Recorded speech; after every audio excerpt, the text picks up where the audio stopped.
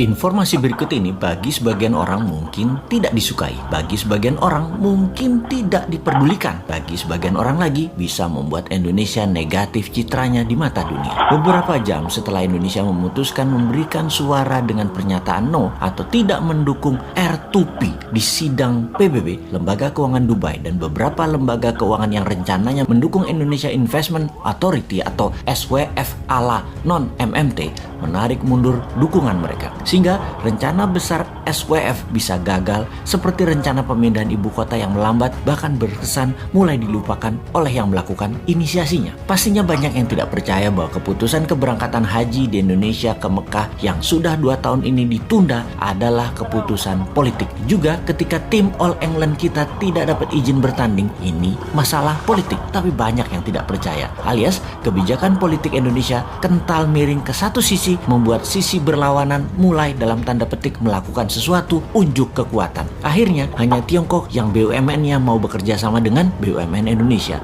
Hanya vaksin Tiongkok yang besar jumlahnya yang mau disediakan untuk Indonesia. Adakah informasi sekilas ini ada benarnya atau praduga tak ada alasan seperti info yang disampaikan para buzzer bayaran ahli pecah belah bangsa ini? Apa itu R2P yang dijawab oleh Indonesia no dengan alasan yang mengada-ngada, lebih tepatnya maksa alias vote no-nya biar berkesan tidak membela kakak tertua Indonesia saat ini yang bernama Tiongkok. R2P adalah Resolusi Responsibility to Protect, yaitu Indonesia menolak untuk bertanggung jawab, melindungi, dan mencegah genosida, kejahatan perang, pembantaian etnis, dan kejahatan terhadap kemanusiaan. Kalau disederhanakan, Indonesia itu mendukung genocide, mendukung kejahatan perang, mendukung kejahatan etnis, dan mendukung kejahatan terhadap kemanusiaan. Namun, pinternya dibungkus dengan pernyataan resolusi itu salah prosedur, yang ketika ditanya prosedur mana atau apa prosedur yang benar versi pemerintah Indonesia nggak bisa jawab juga. Sudahlah, Anda pejabat itu membela kejahatan perang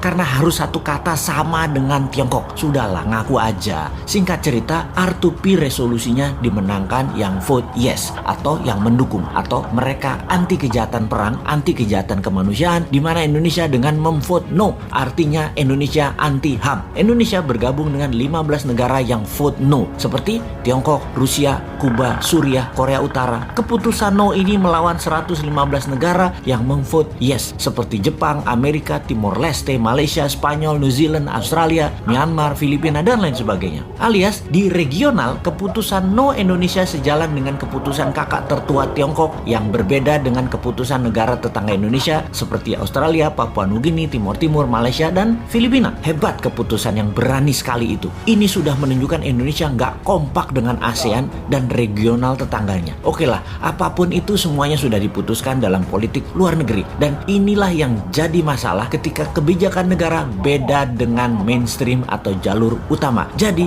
berhaji dilarang, mudah-mudahan bukan pesanan Amerika ke Saudi ya. Benar-benar mudah-mudahan karena alasan lain. Seperti apa? Duit hajinya nggak ada misalnya. Kepake sama proyek apa gitu. Ya mudah-mudahan bukan tekanan negara lain. Gawat soalnya kalau itu artinya. Jadi ketika banyak negara tarik diri, tidak kasih investasi ke proyek Indonesia, bukan karena tekanan negara superpower, tapi memang proyek investasinya tidak menguntungkan, atau bunga pinjaman IMF yang rata-rata negara lain dapat 4%-an, Indonesia 2% lebih mahal, sekitar 6%-an, sehingga bunga pinjaman yang dibebankan ke APBN hampir senilai 290 triliun ini karena tingginya bunga pinjaman. Sekali lagi, bunga lebih tinggi bukan pesanan negara superpower, mudah-mudahan ya, karena Indonesia nggak menarik. Efek Indonesia menolak atau vote no Indonesia dalam UN Watch dimasukkan sebagai daftar negara memalukan atau list of shame country. Juga Amnesty International menyayangkan keputusan Indonesia ini, bahkan banyak yang menyarankan mending abstain sekalian ketimbang menolak no. Ya sudahlah, semoga semua selamat dan semoga tetap banyak yang tidak peduli dengan hal-hal seperti begini. Teruslah menjual diri untuk 2024 walau tanpa konsep bernegara. Silahkan membangun model populer